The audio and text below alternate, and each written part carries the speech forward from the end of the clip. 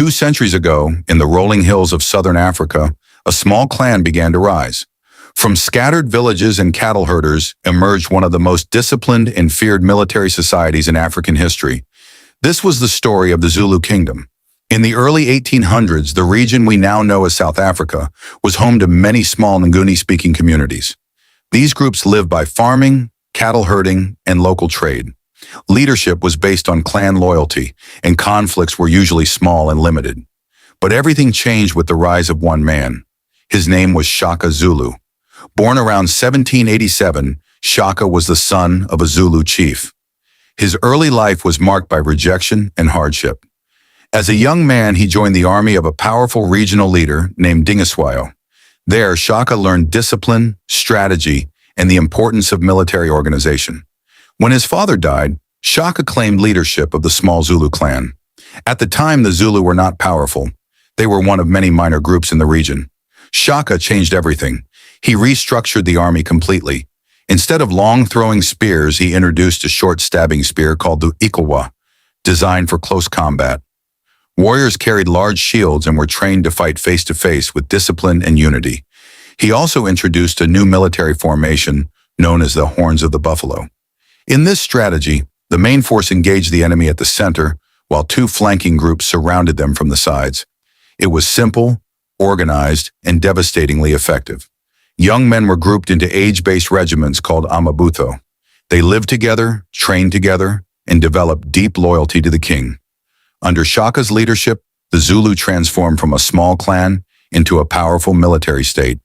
Through a series of campaigns, Shaka defeated neighboring chiefdoms and either absorbed them into the Zulu Kingdom or forced them to flee. This period of warfare and migration reshaped large parts of southern Africa. Historians often refer to this era as the Mfecane, meaning the crushing or the scattering. By the 1820s, the Zulu Kingdom had become one of the strongest political and military forces in the region. However, Shaka's rule was strict and often harsh. Discipline was absolute. Loyalty was demanded. Some accounts describe severe punishments for disobedience. In 1828, Shaka was assassinated by his half-brothers. His death marked the end of his direct rule, but not the end of the Zulu Kingdom. Leadership passed to his brother Dingane. During Dingane's reign, the Zulu faced new challenges. European settlers known as the Voortrekkers were moving inland from the Cape Colony. Tensions grew between the Zulu and the settlers. In 1838, conflict erupted. The Zulu initially defeated a group of Voortrekkers, but later that year, the Voortrekkers retaliated at the Battle of Blood River. Armed with firearms and defensive wagons, they defeated a much larger Zulu force. This marked a turning point. Although the Zulu Kingdom remained strong, European expansion continued to increase. In the second half of the 19th century, the British Empire expanded its control over southern Africa. The British saw the Zulu military strength as a threat to their authority in the region. In 1879, war broke out between the British and the Zulu Kingdom.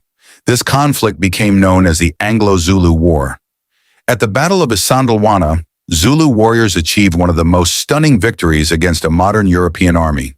Using speed, coordination, and the traditional Horns of the Buffalo formation, they overwhelmed British forces.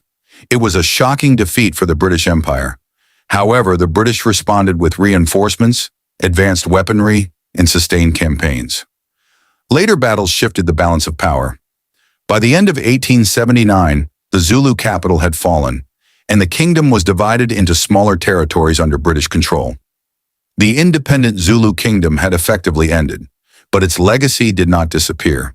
The Zulu people remained a strong cultural force in southern Africa. Their traditions, language, and identity endured through colonial rule and into modern times. Today, the Zulu are one of the largest ethnic groups in South Africa. Their history is remembered not only for warfare, but for leadership, organization, and cultural resilience. The rise of the Zulu Kingdom shows how strong leadership and military innovation can transform a small community into a regional power. Its fall reminds us of the impact of colonial expansion and technological imbalance during the 19th century. From a small clan in the hills to a kingdom that challenged one of the world's most powerful empires, the Zulu story remains one of the most remarkable chapters in African history. It is a story of discipline, strategy, ambition, and survival.